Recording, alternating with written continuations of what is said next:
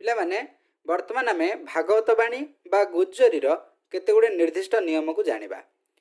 କବି ଜଗନ୍ନାଥ ଦାସଙ୍କ ଭାଗବତ ଏହି ଛନ୍ଦରେ ରଚିତ। ଆଚ୍ଛା, ଏବେ ଜାଣିବା ଏହାର କେତୋଟି ପାଦ ରହିଛି। ଏହା ଦୁଇ ପାଦରେ ଗୋଟିଏ ପଦ ହୁଏ। ପ୍ରତି ପାଦର ଅକ୍ଷର ସଂଖ୍ୟା ହେଉଛି 9। ତାମାନେ ଜଣାପଡ଼ିଗଲା ଦୁଇଟି ପାଦରେ ଗୋଟିଏ ପଦ ହେବ, ପ୍ରତି ପାଦରେ 9ଟି ଲେଖାଏଁ ଅକ୍ଷର ଥିବେ। ତେଣୁ ଏହାକୁ ନବାକ୍ଷରୀ ବୃତ୍ତ ବା ନବାକ୍ଷରୀ ଛନ୍ଦ ବୋଲି ମଧ୍ୟ କୁହାଯାଇଥାଏ। ଯତିପାତ କେତେବେଳେ ହେବ? ପ୍ରତିପାଦର ତୃତୀୟ, ପଞ୍ଚମ ଓ ଶେଷ ଅକ୍ଷର ଉପରେ ଯତିପାତ ହୋଇଥାଏ।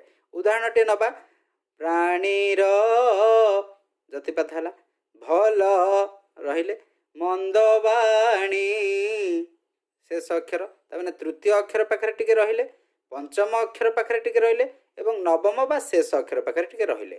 ମରଣ କାଳେ ତାହା ଜାଣି, ତେଣୁ ଆକୁ ଗାଇବା ସମୟରେ ଗାୟକ ଏହାର ତୃତୀୟ, ପଞ୍ଚମ ଏବଂ ଶେଷ ଅକ୍ଷର ଉପରେ ଯତିପାତ କରନ୍ତି, ଯାହାଫଳରେ ଗୀତଟି ଏଇଭଳି ଶୁଭାଯାଏ।